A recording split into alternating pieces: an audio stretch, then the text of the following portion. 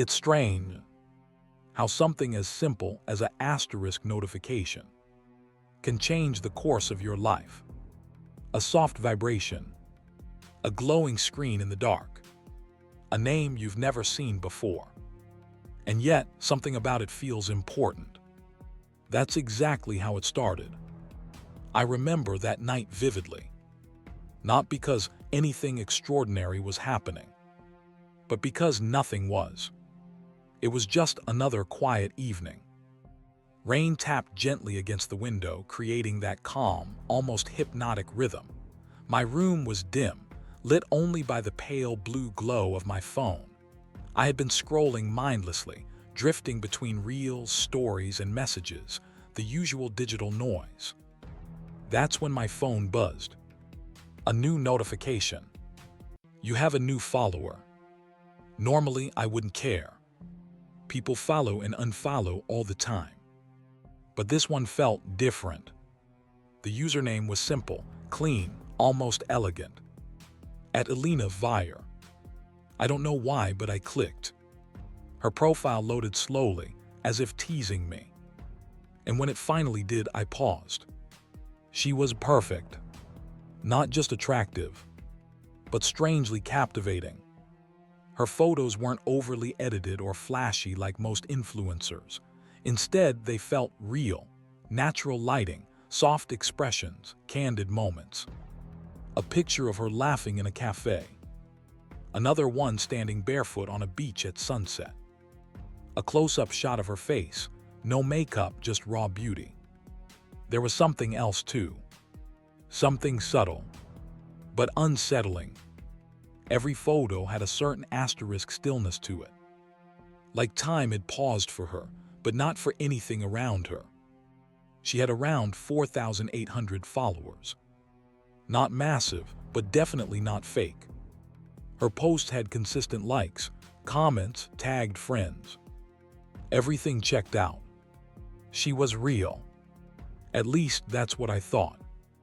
Before I could even process it, my phone buzzed again. A message from her. Hey, I know this is random, but I saw your profile and I don't know, you seem different.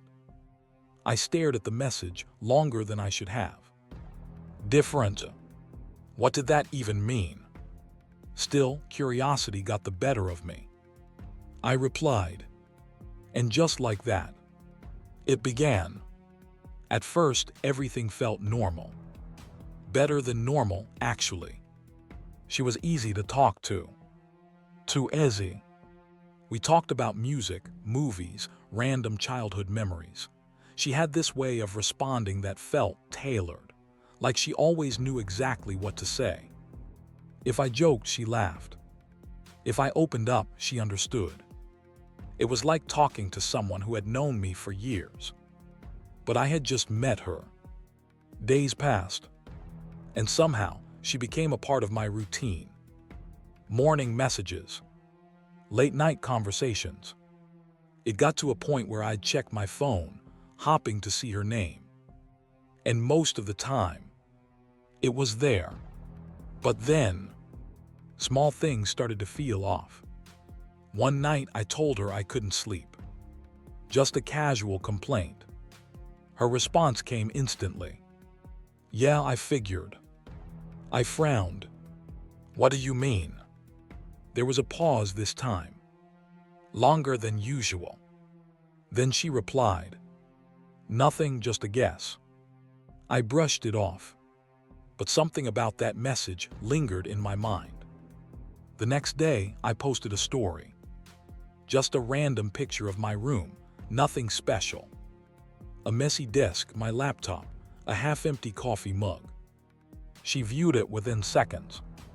Then she messaged me. You should really clean your desk. I chuckled. Yeah, I know it's a mess. But then she sent another message. One that made my fingers freeze over the screen. Especially that drawer on the left. It looks like it won't close properly. I slowly turned my head.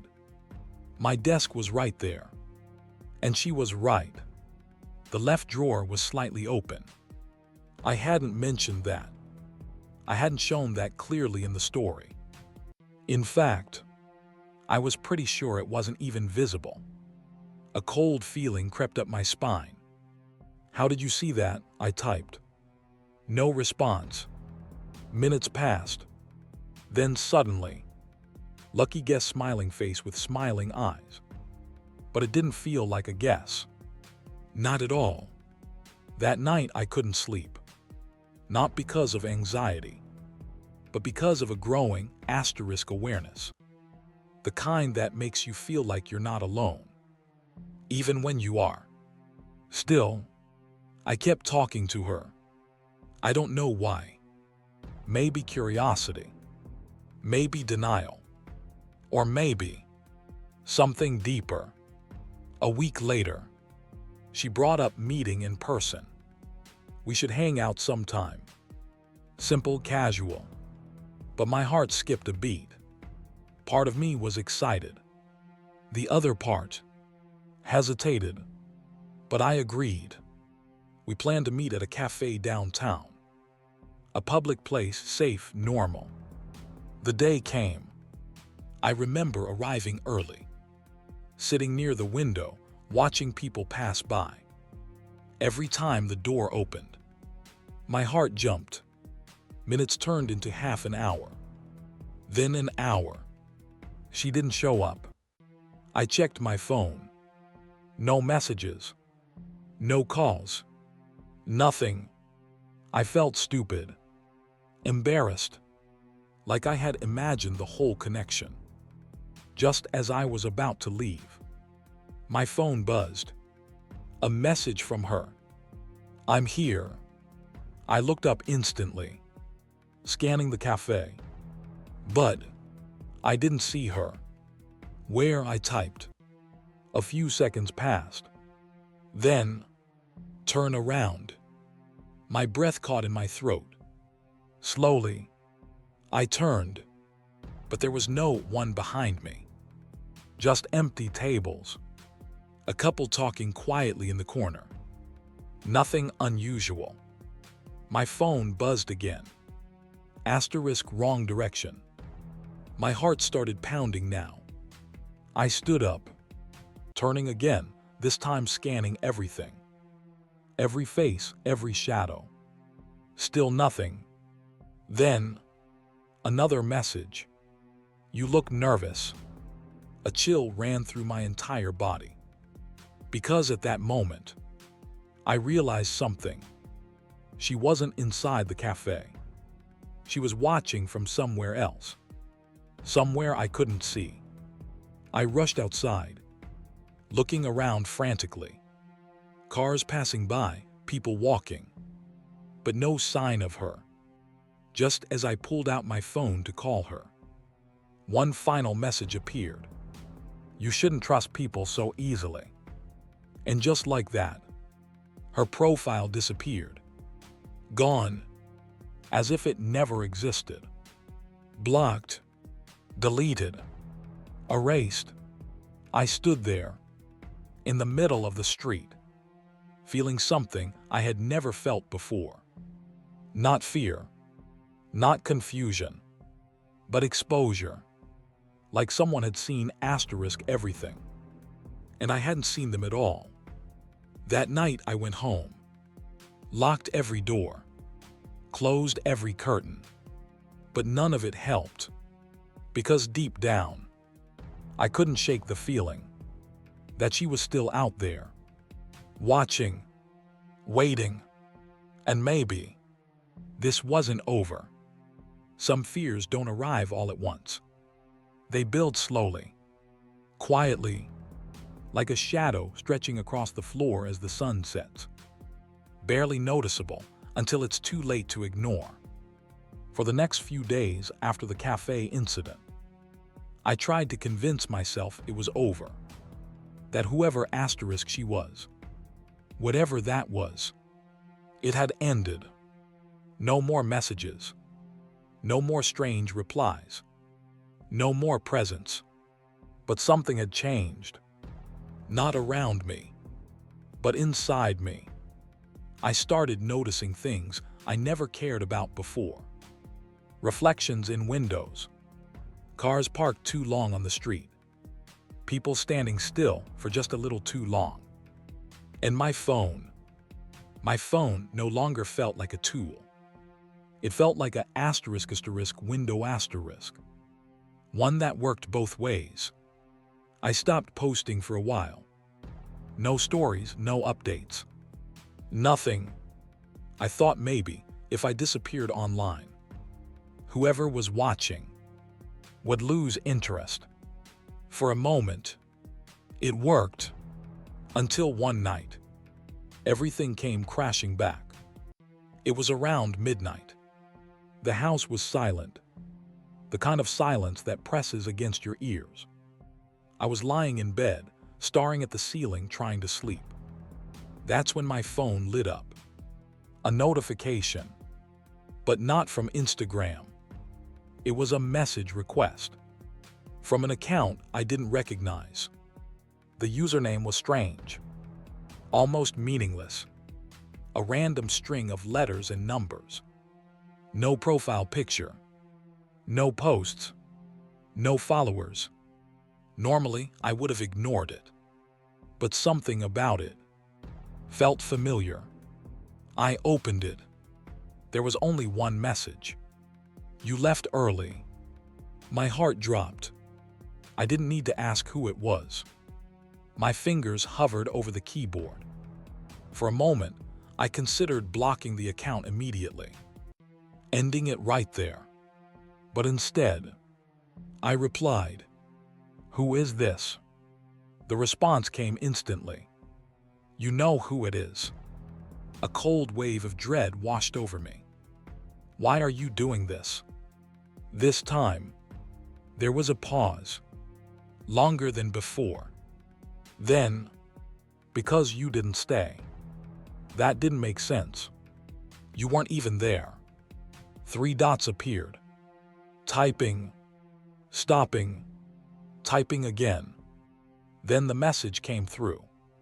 "I was closer than you think." My chest tightened. I sat up in bed. Suddenly, the darkness in my room didn't feel empty anymore.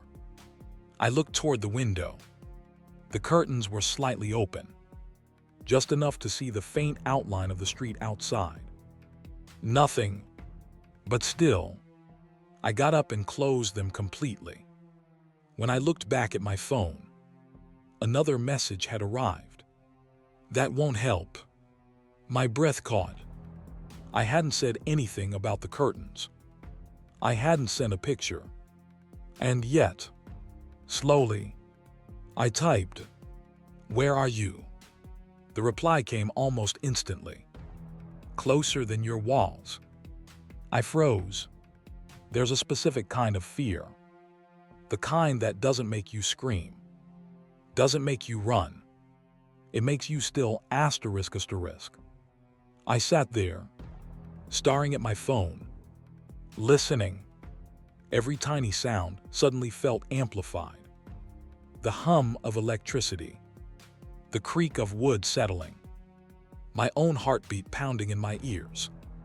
And then, a soft noise. Tap. I turned my head slowly. The window. Tap, tap. My entire body went cold. It wasn't loud. Not aggressive. Just gentle. Like someone testing the glass. I didn't move. Didn't breathe. My phone buzzed again. "You hear that?" My hands started shaking. This wasn't just someone online anymore. This was real. I forced myself to stand up. Step by step, I moved toward the window. Every instinct in my body screamed at me to stop. But something else, something stronger, pushed me forward. I reached out slowly and pulled the curtain open. Nothing, just darkness, an empty street, silent, still. I let out a breath I didn't realize I was holding. Maybe it was **nothing. Maybe I was just tap. This time, right behind me. I spun around, heart racing, eyes wide. Nothing, but the sound hadn't come from outside. It came from inside the room. I backed away slowly, trying to make sense of it. That's when my phone vibrated again. I looked down. A new message. Asterisk wrong window.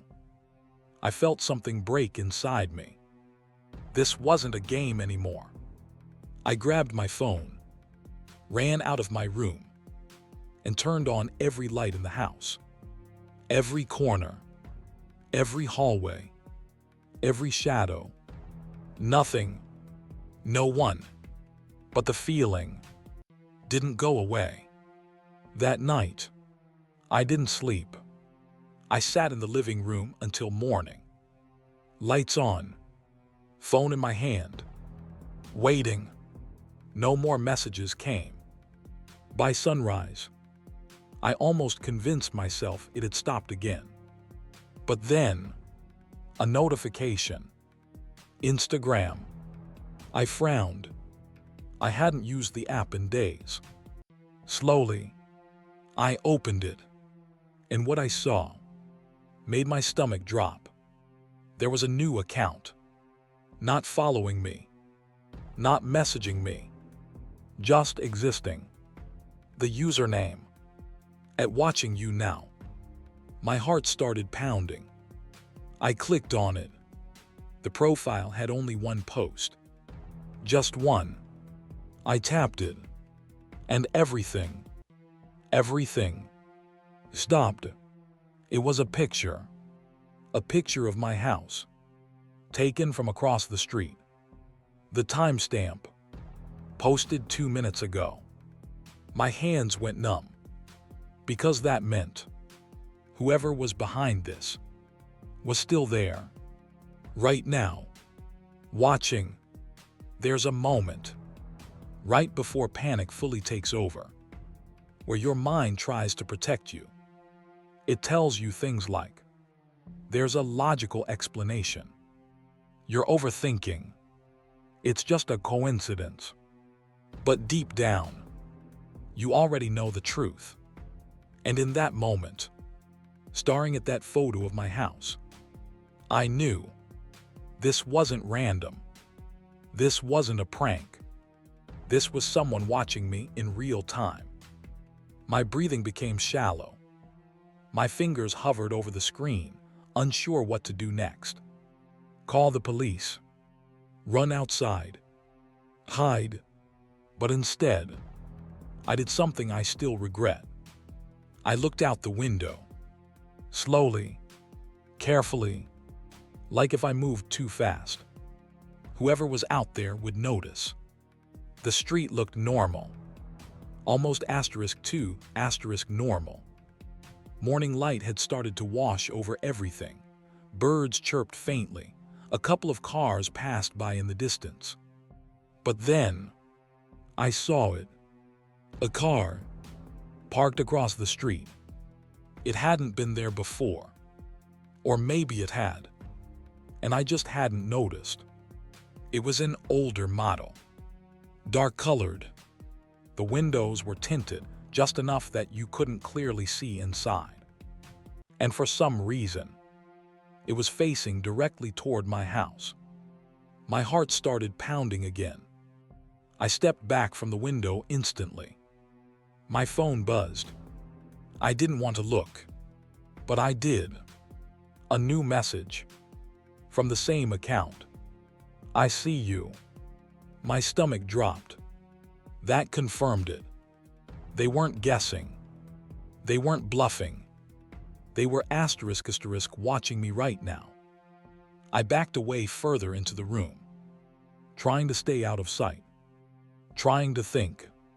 But thinking clearly becomes impossible when fear takes control. Another message. Why did you move? My hands started shaking uncontrollably. I didn't reply. I couldn't. Instead, I grabbed my keys. I didn't have a plan. I just knew one thing. I couldn't stay in that house. As quietly as possible, I moved toward the front door. Every step felt loud. Every movement felt watched. When I reached the door, I paused. What if they were closer than I thought? What if the moment I stepped outside, they'd be right there? My phone buzzed again. Going somewhere. That was it. I threw the door open, ran to my car, and jumped inside. My hands fumbled with the keys. My heart was racing so fast it felt like it might burst. As the engine started, I looked up. The car across the street. Its headlights turned on. At the exact same moment, a surge of adrenaline shot through my body. I reversed quickly, almost hitting the curb, then sped down the street. I didn't look back. Not at first, but eventually, I couldn't resist. I checked the rearview mirror, and there it was. The same car, following me. Not speeding, not aggressively chasing, just keeping pace, like it had nowhere else to be, like it knew exactly where I would go. I made a turn, then another, then another. Each time, it followed. My breathing became erratic. My thoughts spiraled. What do they want? Why me? How long has this been happening? I grabbed my phone with one hand, trying to call someone. Anyone. But before I could, another message came through. Don't call anyone. I nearly dropped the phone. They were watching me. Even now. Even inside my car. That's when a terrifying realization hit me. This wasn't just about where I was. It was about everything I was doing. I threw the phone onto the passenger seat. I needed to break away. Fast, I slammed the gas pedal, taking a sharp turn onto a busier road. Cars surrounded me now. Traffic, people, noise, and for a moment, I felt relief. Surely they wouldn't continue now. Not in public. But when I looked again, the car was still there. 2 vehicles behind me. Unbothered. Unhurried. That's when I saw it. A gas station up ahead. Bright lights. People moving around. Cameras. Without thinking, I pulled in, quickly parking near the entrance. I jumped out of the car, heart pounding, eyes scanning everything. The world felt too bright, too loud, too real. For a second, I thought I lost them. But then, the car pulled in too, slowly, deliberately, and parked, not far from me. I couldn't see inside, but I knew. They were there, watching, waiting. I took a step back, then another.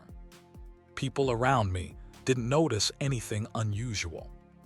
To them, this was just another normal day. But for me, this was a nightmare unfolding in broad daylight. The driver's side door of the car opened. My heart stopped. A man stepped out. Tall, thin, wearing a dark hoodie. His face was partially hidden, but I could feel it. His eyes locked onto me, even from a distance. He didn't rush, didn't shout, didn't act aggressive. He just started walking toward me. Slow, calm, certain. I backed away instinctively. My mind screamed, "Run!" But my body felt frozen. Step by step, he got closer. And then, my phone buzzed one last time. I looked down. A message. Now you finally see me. I looked back up, and he was gone. Just gone. Vanished. Like he had never been there. I spun around, searching, heart racing, but there was no sign of him. Only the car, still parked, still silent. I didn't wait.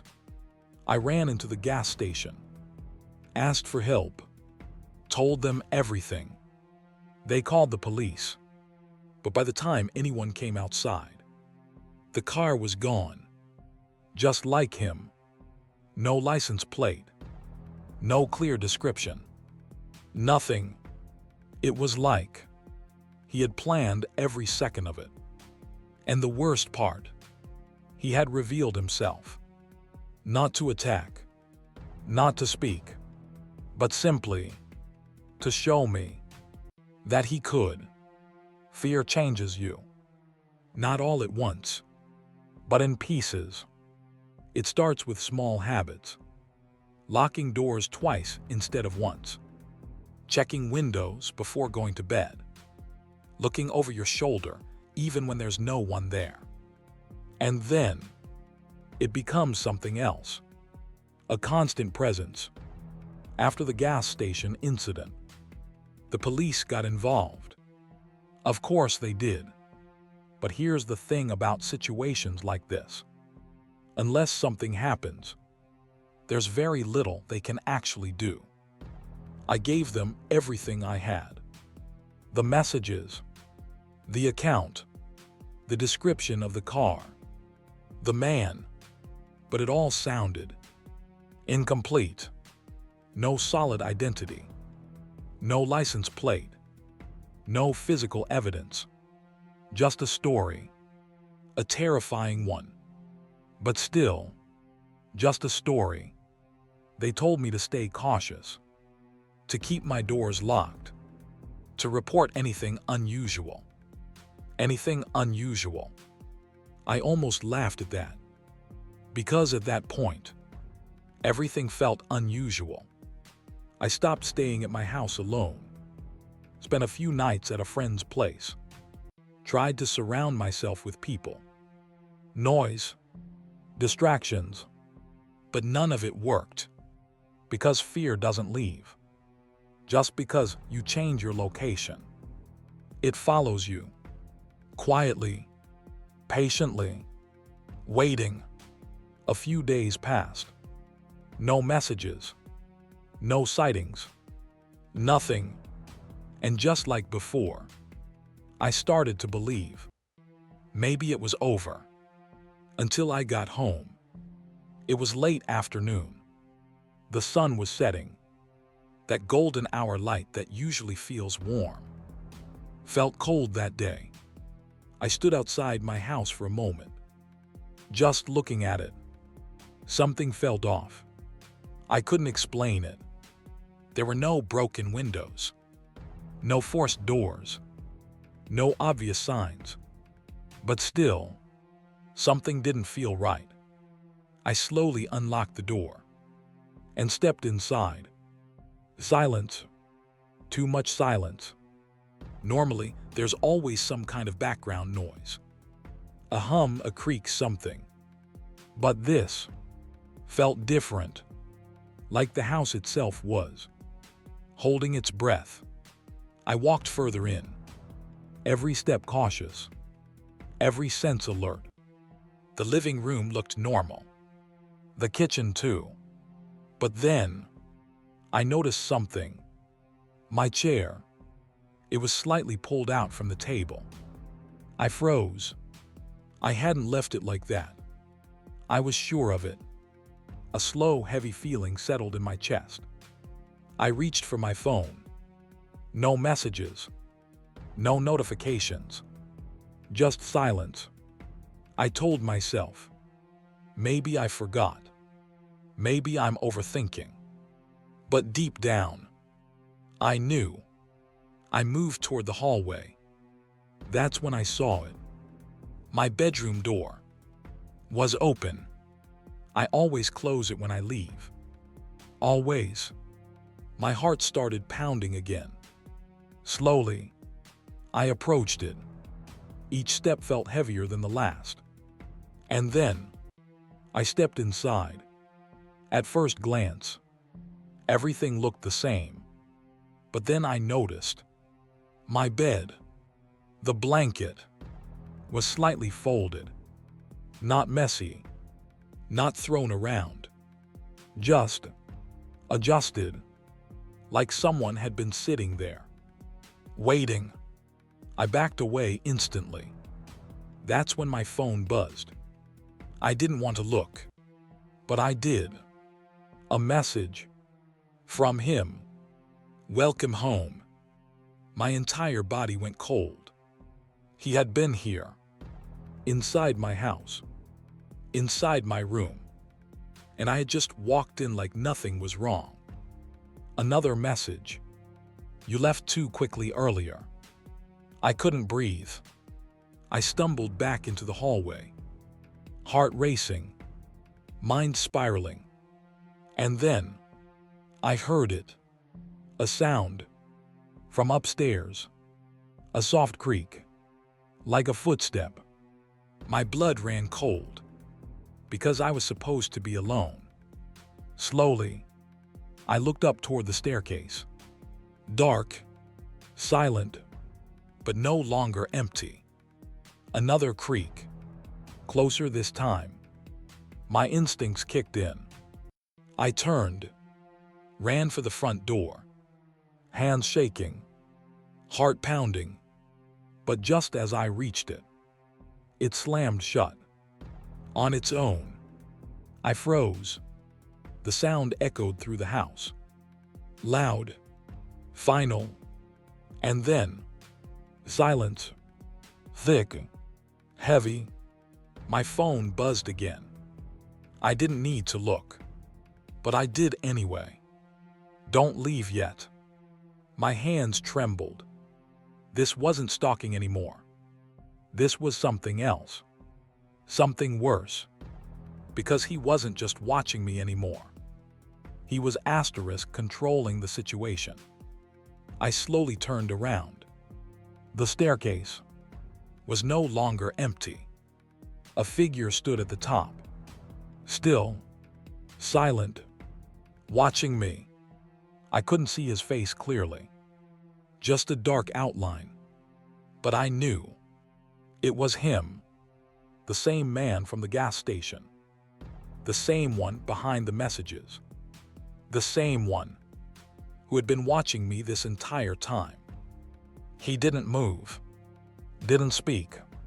He just stood there. And somehow, that was worse. Because it meant he wasn't in a rush. He had time. All the time in the world.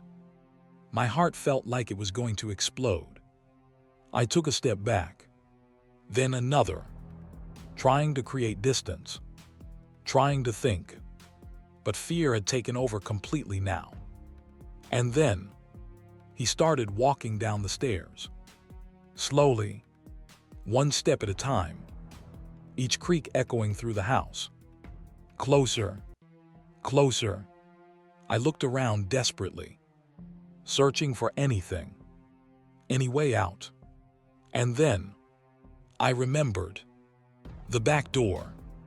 I turned. Ran through the kitchen. Nearly slipping. Hands shaking. I grabbed the handle. And this time, it opened. I didn't look back. I ran. Out into the fading light. Out into the open. Away from the house. Away from him. Or at least, that's what I thought. There's a common belief about fear. That once you survive it, once you get away, it's over. That there's a clear ending. A moment where everything resets. Where life goes back to normal. But that's not how it works. Because some things don't end when you escape. They follow. They evolve. And sometimes, They were never chasing you to begin with. They were asterisk studying you. I didn't stop running. Not until my lungs burned. Not until my legs felt like they would give out beneath me. I don't even remember the path I took. The streets blurred together. The world became noise and motion and panic. All I knew was one thing. I had to get as far away from that house as possible. Eventually, I collapsed near the edge of a main road. Cars passed, people moved. Life continued. But for me, everything had changed. I called the police again. This time, my voice wasn't shaking. It was broken. They arrived quickly, took my statement, searched the house. But just like before, there was nothing. No sign of forced entry. No fingerprints. No trace of anyone else being there. It didn't make sense, because I had seen him. He had been there. But the evidence, it told a different story. One that made me sound unstable. They asked questions carefully, gently, but I could hear it beneath their tone. Doubt. Still, they increased patrols in the area. Told me not to stay alone. Advised me to document everything. Document everything. That phrase stuck with me. Because suddenly, I realized something. If I didn't prove this, it would never stop. That night, I didn't go back home.